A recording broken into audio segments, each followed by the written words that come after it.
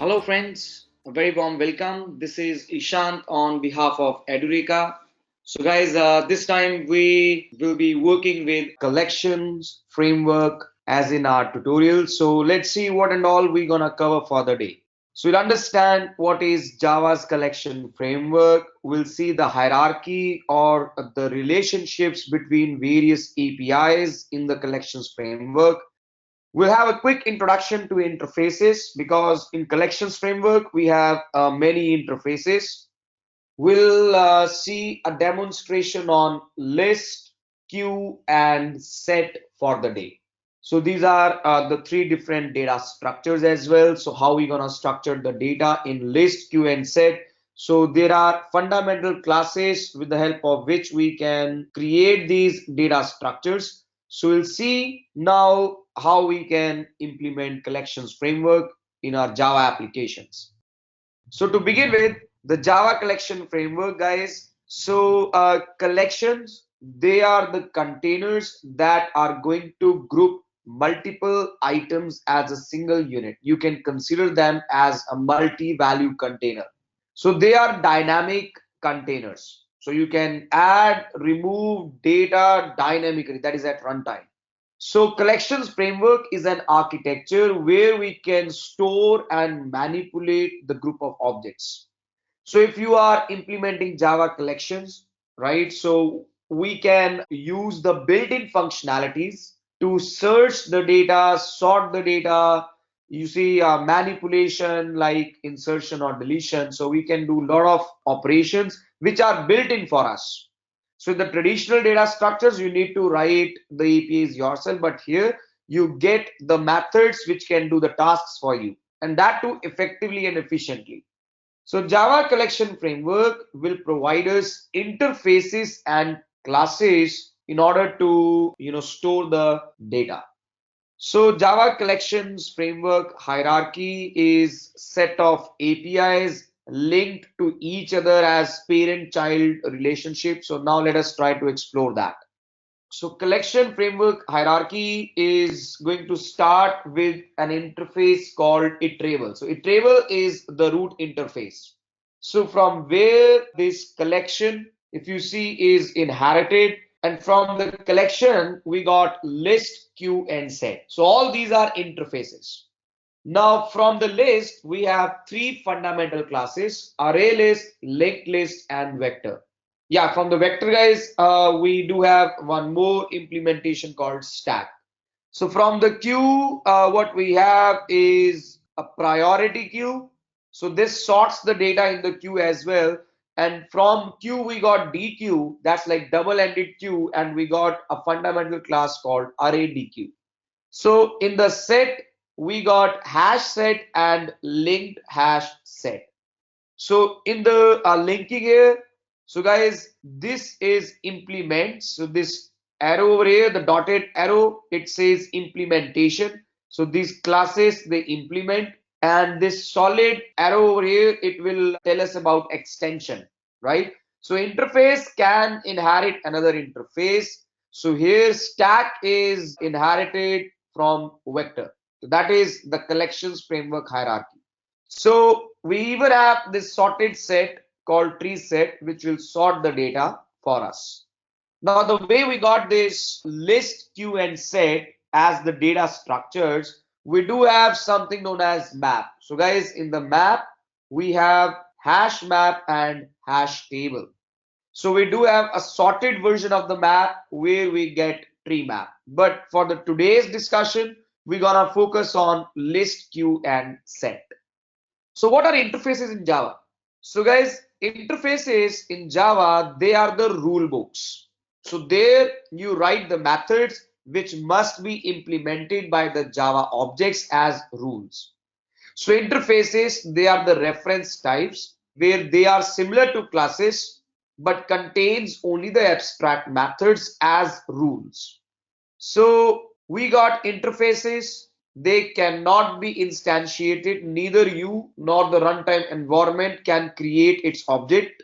Interfaces cannot create constructor or fields. They can contain only abstract methods.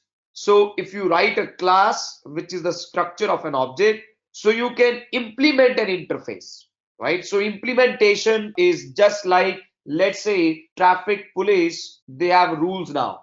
So do not cross the red light. That's a rule. Wear the seat belt when you're driving the vehicle. That's a rule. So these rules are supposed to be defined by us, right? So wear a helmet in case you are driving a two-wheeler. So this is a rule now. But the definition of this rule, I have to define that whether I want a full face helmet or a partial covering helmet, a red color helmet or a black color helmet. So that has to be defined by me. So rules are implemented. So interface can extend multiple interfaces. So we can create rule books from the existing rule books.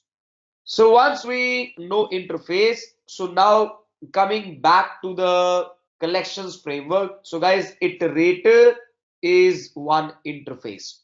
So iterator interface in the collection frameworks will provide the facility of iterating the elements in a forward direction. So once you have a data structure, for example, let's say list, you got so many elements and now you want to iterate in this list.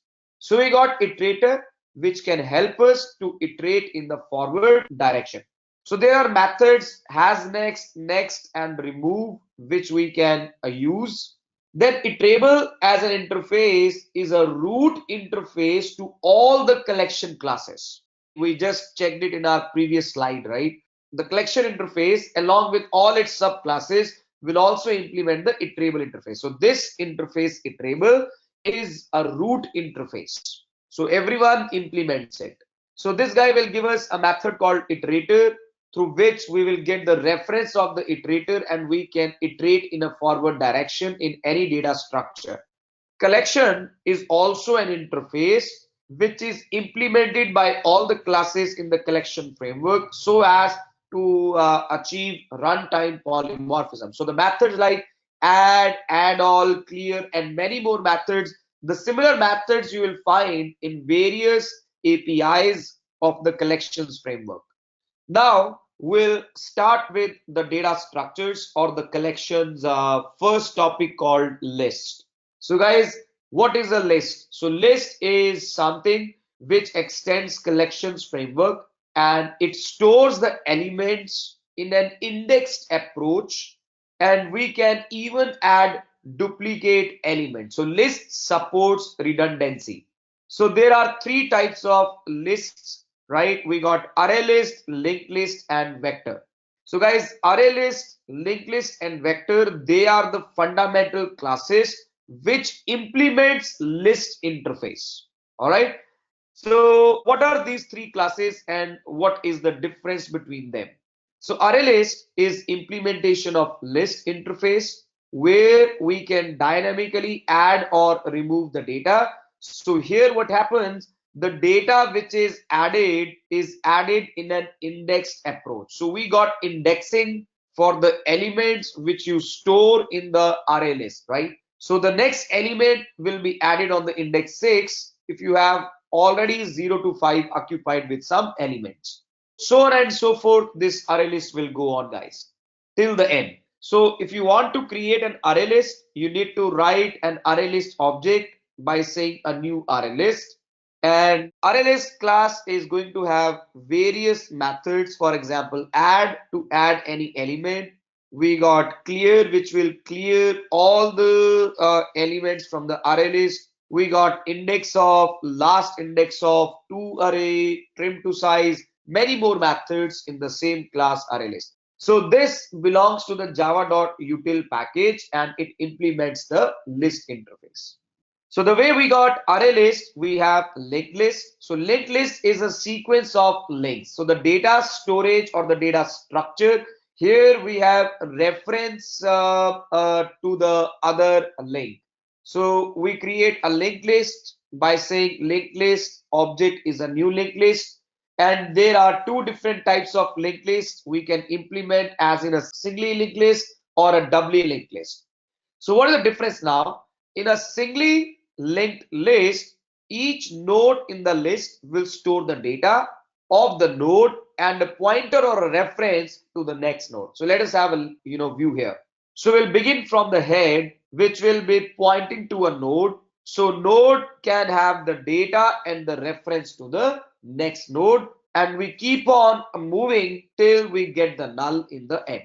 Doubly linked list is where we have two references.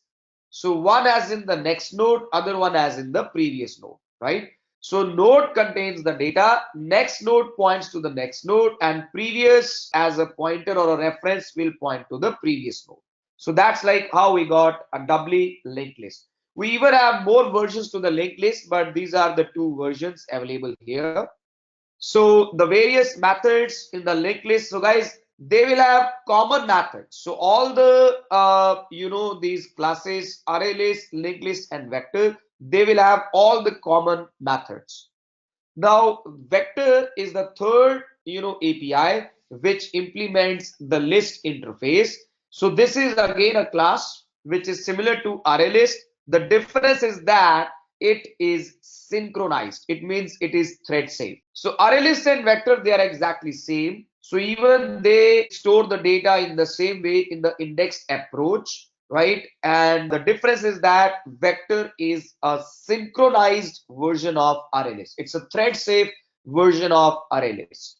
So guys, vector will also have the similar methods. So now what I'm going to do is I'm going to demonstrate you guys what is an array list over a practical example.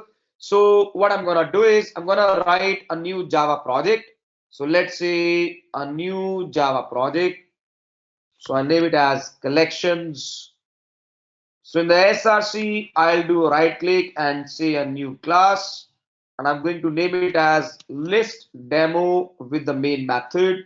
Let us write the package co.edureka. So how are we going to create a list? So we will say array list from the java.util package. So you can mention the type of data which you want to store. For example, here I have mentioned the type of data which we are going to store is string. So list one can only store string objects. So whereas if you want, you can remove this type. So this becomes more of generic now in a way that you can store any type of data. So list 2 can store any type of object. So let us see how. So the first operation is add data in list. So I can say list1 dot add. So use the method add. So we'll add John. Let's say some more records. Jenny, Jim, Jack, Joe. So I'm storing this John twice. So you see duplicacy. Now I won't be able to store any other type here. So I won't be able to store a number 10. I won't be able to store a number 2.2. So this will be error. So why we will not be able to store these values? Because list 1 over here is strictly a string data type. So data which is being added is indexed. 1, we got 2, 3, 4, and 5. So data whichever you are adding in the list is indexed. Now in the list 2, you can add any type of data. So you can add John, you can add number 10, you can add 2.2. So considering that we have a class called student, right? So let's say there is a roll number and a name. So I have these student objects. Student S1 is a new student where S1's roll number is 101 and S1 name is, let's say, Mike. So you can even come here and say list2 dot add S1. So in the list 2, we can add any type of data, right? So here we are type specific. So here we can add any type of data. So now let us try to come here and print reference to list. So I'll say print out list 1 is plus list 1, and same way printing out list 2 is plus list 2. So run this code here as Java application. So what you see is the first list contains John, Jenny, Jim, Jack, John, and Joe, whereas the second list contains John 10, 2.2, 2.2. So I think we added this 2.2 twice. So what I can do is I can add a character here. Let's say an A. So we got this hash code for the student object, right? When we added S1, so it is printing me the hash code. So this is printing all the elements in the list, printing reference to the list, shall print elements in the list the way we added in a sequence. Now what if you want to get the element from list? So guys, I will say string name is list1 dot get on the basis of 2. So on the index 2 we got Jim, right? So I'll say CISO name is plus the name. Same way, if you want to get the element from list 2, so I can say object O is list2 dot get on the basis of 2. Now, why I'm using object? Because object is the parent of any type in Java. So as per polymorphism, parent can point to any object. So let us say CISO O is plus O. So we don't know the type here, right? So there is no specific type. So that's why we have kept the object here. So when I run this code, so you get to see the data. So that is how we can get the element from the list. So there can be an operation called update element in list. So guys, I can say list1 dot set. The second index now is, let's say, Fiona. And if you now reprint the list1 now is plus list1, the second index. So that like 0, 1, and 2 is now updated with Fiona. The previous value was Jim. So Jim updated to Fiona. So if you want to remove the element, so you just say list1 dot remove the number 2, and now you say list1 after delete is, or after remove is list1. So this was the previous list with Fiona, and now in the new list you can see that Fiona is gone. If you wanna just remove all, you can simply say clear, which is going to remove all.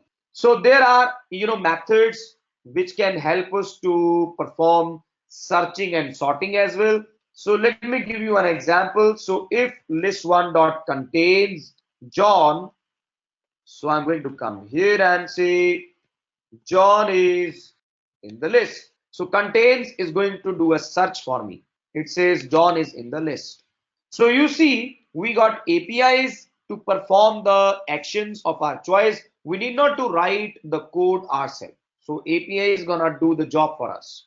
Now, the next operation is where we're gonna iterate in array list. So how you gonna iterate, guys? So use a for loop. So there are various ways to do it, but I'll say for. So I'm going to use enhanced loop for string str in list1. I'll simply say print out the str. So you run the code here, you get to see the entire data. So I'm just gonna say CISO iterating with enhanced for loop. So here we are. Now when you run the code, so iterating with enhanced for loop. So you can even iterate with a basic for loop, right? So a basic for loop shall be like this. So you will start from 0, you go till list1 dot size and I plus plus. So size method will give you the size. So I'll just say list1 dot get on the basis of I, iterating with a basic for loop. So choice is yours. So whatever the way you wanna iterate, you can iterate. So on the basis of indexes or using enhanced for loop. Now there is an API called iterator. So using an iterator API, we are going to iterate. So iterating with iterator So let's see how. So you will say iterator of type string. Let's say itr is list1 dot iterator. So iterator method in the array list will give us a reference to the iterator, and now I can simply say print out itr dot next. So I'll print out itr dot next two times. Now when I will run this code, so you see it gives me John and Jenny. So when you do itr dot next again, so it's gonna give me John, Jenny, and Jack. So next method gives me the next element. So it's not like iterating in a loop directly. So iterator is going to give me the elements one by one whenever I call the method next. So if you wanna use iterator and read all the elements, I can go and check while itr dot has next. So I'll say string str is itr dot next and will print out the same str. So this way we are going to iterate in the entire array list using iterator in a loop. If you don't want to use loop, you just keep on going one by one. So iterator can also remove the element. So I'll say if str dot equals, let's say Jack, so I'll say itr dot remove. And lastly, so now when I'll say list one after iteration is plus list one, you run this code here. So what you see is we got this guy Jack, but from the list Jack is removed. So we can use remove method in the iterator API to even delete the element from the array list. Now the way you got this array list implementation, in the same way we have a linked list and vector, right? So this is a quick introduction to how you can use array list. So now the next data structure on our list is queue. So guys, Java queue over here is supposed to work on first in first out approach. And other than this, it's gonna sort the data for us. So Java queue is working on first in first out. So the element which is added first will be removed first, and the last element will be removed in the last. So we can use queue, and now we will have one of the implementations of the queue. So guys, so we got front and the rear. So front will be removed first and rear will be removed in the end. So we have various methods again available in the queue. So we got add, remove, we got peeking and polling, right? So we'll see how we can do this peeking and polling in the queue. So let's have one introduction, practical introduction to the queue. So I'll write one more Java class. So let us say this is queue demo with the main method. So to create a queue, I'll create a class called priority queue. So we got priority queue, and I will take integer numbers as the elements in the queue. So this is priority queue, guys, right? And what I'm going to do is I'll create a loop which starts from 10 and goes till greater than 0 and will keep on decrementing the loop. So here I will say q dot add I. So how we are adding the data over here? So we are adding the data in the queue. So let me show you. So queue is like this: 10, 9, 8, 7, 6, 5, 4, 3, 2, and 1, which means that 10 is added first, right? So this guy is the front, and 1 is added in the end. So this guy becomes the rear. So 10 is added firstly and 1 is added lastly. But now priority queue sorts the data for us. So priority queue will be sorting the data for us. Now when priority queue will sort the data, so priority queue will make the queue to go like this. So when the sorting will happen, so 1 will become front and 10 will become rear. So this is the actual queue, right? So this is sorted queue, the actual one. Now there are two major operations. So the first operation is peaking. So peaking is obtaining the head of queue, and the second operation is polling, which is we are going to so here we will remove the head of queue. So let me come here and say print me q dot peak. So what is this peaking? So peaking is head of queue. And who is the head of queue, guys? The head of queue is the number 1 because the queue is sorted. So now when you run the code here as Java application, what you see is the number 1. Now what I'll do is I'll come here and say, let us do a poll operation. So what is poll? Poll is removing the head, right? So poll will remove the head. So in the next instruction, if I'll do the peaking, so the new head of the queue is 2. So removing the head 1. So now when you run the code here, you see that it is giving me 2. So that's like the new head. So if I come here and yeah, so in the same example, so I'll just say queue size is plus q dot size. And once you do a poll operation, so queue size after poll is q dot size. So when you run this code here, you see that the initial size was 10 and the element is 1. So I can just try to be more specific here. So head of queue is plus this. Same way I'm gonna do like this. So after the poll, the size remained 9, and who is polled? Head is removed, and the new head of the queue is 2. So that is what we got peaking and polling in the queue.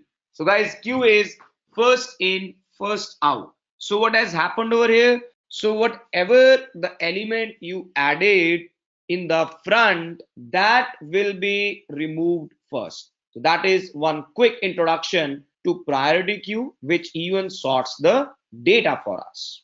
Now the next data structure is set in Java.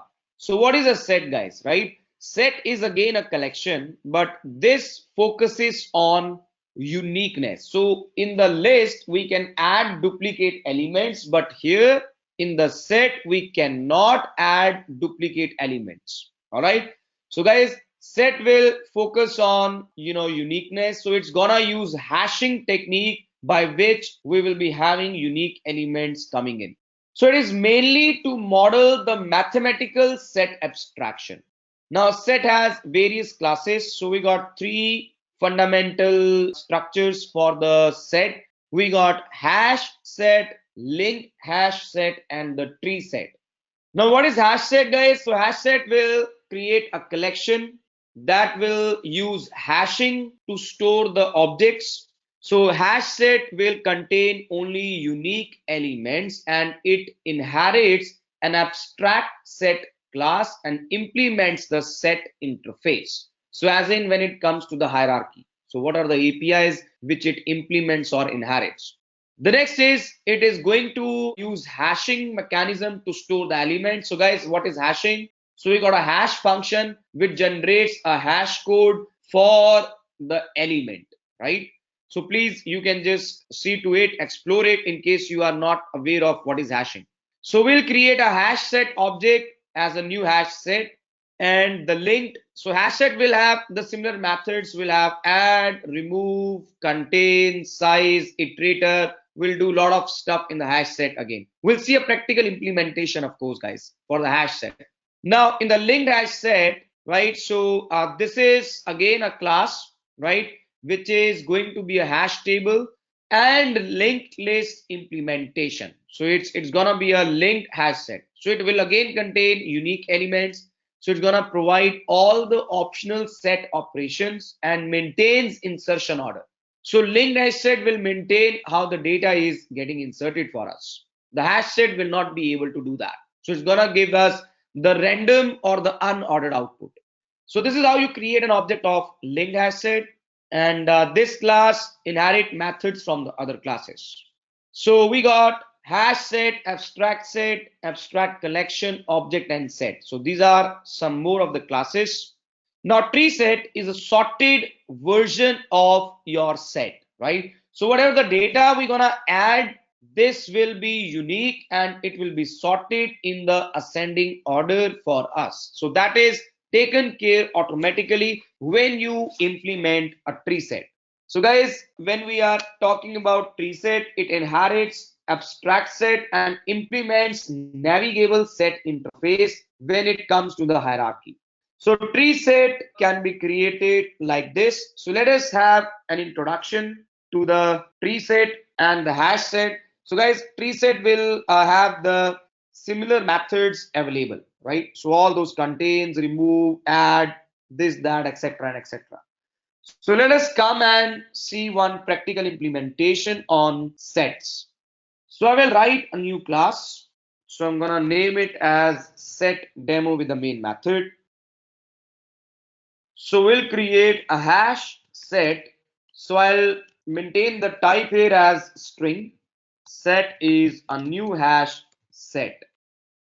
So we'll add the data the way we were adding in the list. So we'll say John, let's say Jenny, Jim, Jack, John, and Joe. So what we see is John is added 3 times. So it is duplicated thrice. And the data which is being added is not indexed, right? So here data is not added as in indexing approach. So we got hash codes for elements which are being added. So now here, when I try to list the data in the set, so I'll say set is plus set. So printing the reference. So what you see is that John is added only once, not thrice.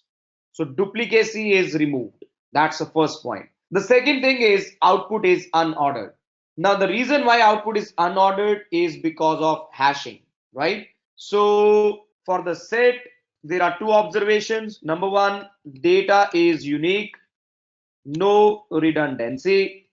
Number 2 observation is where data is unordered in output due to hashing. Now, when you are supposed to iterate in this guy, we cannot use loop, right? So there is nothing like indexes here for us that we can iterate. But anytime you can use this structure called iterator. So you say itr is set dot iterator. We can say while itr dot has next string name, or let's say string str is itr dot next, and you print out the string. So hashing technique will not allow us to have indexes. So we can iterate using an iterator. So Joe, John, Jack, Jenny, and Jim. Data is stored as hash table here. So with the hashing. So guys, we do have other APIs here. So you can anytime come and say set dot remove the element Jim. You can say if set dot contains John. John is in the set.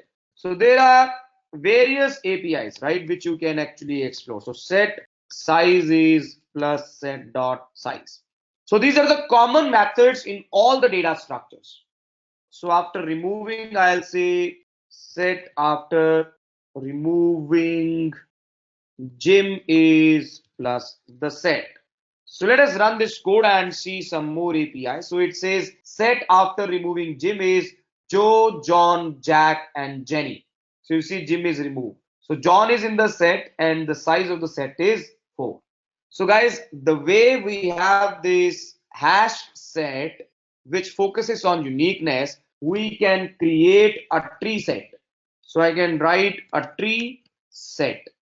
So tree set shall focus on sorting, right? So data is unordered, but it is alphabetically sorted. So the data will be sorted. Now, if I run the same code here, so what I will see is that, so we got the data coming as Jack, Jenny, Jim, Joe, and John. So guys, this is alphabetically sorted. So what I can do is I can add few names with different alphabets. So let's say I'm gonna say Albert. Somewhere here I'm gonna say Becca, and let's see Kevin. So when you run this code here, so what you see is you got the data coming as in the sorted arrangement. So all these J's, they're also sorted. Now the performance of the tree set is a bit low as compared to hash set, because this guy will take an additional time to sort the data as well, right? So guys, tree set is a sorted version of hash set. So this is what we got for the day. So I hope you have enjoyed the session. So guys, thank you so very much. Once again, this is Ishan on behalf of Edureka. So do like our Facebook page and do subscribe to our YouTube channel. Thank you guys. Bye-bye. Have a wonderful time ahead. I hope you have enjoyed listening to this video. Please be kind enough to like it, and you can comment any of your doubts and queries, and we will reply them at the earliest. Do look out for more videos in our playlist and subscribe to Edureka channel to learn more. Happy learning!